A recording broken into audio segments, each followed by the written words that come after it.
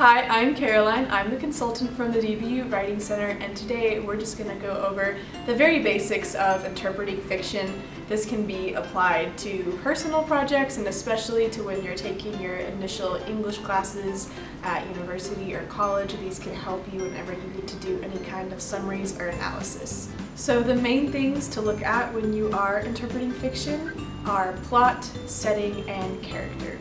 So plot is pretty much exactly what it sounds like, and that's just breaking down both the major and minor events of a story in order to understand what actually happened. So you might have to look at sequential events, like what happens in one chapter after another, analyzing what events influence one another or which events caused another. Plot is just the major point of what's actually happening in the story. So the second point, which is setting, is simply both when and where the story takes place, and sometimes this has a big influence on the story, such as did it take place in the 1800s or now, did it take place on a farm or in the city.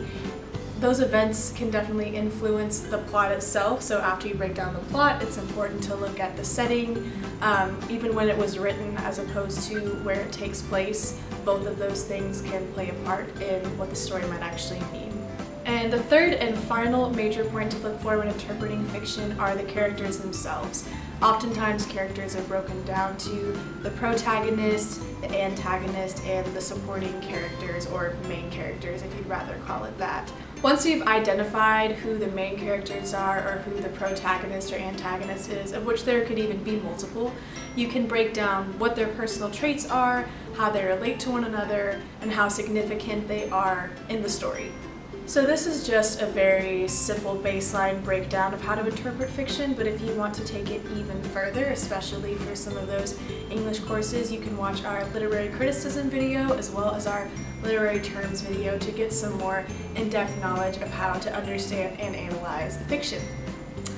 So, thank you for watching. Be sure to check out the rest of our channel and like and subscribe for more stellar content. Thank you.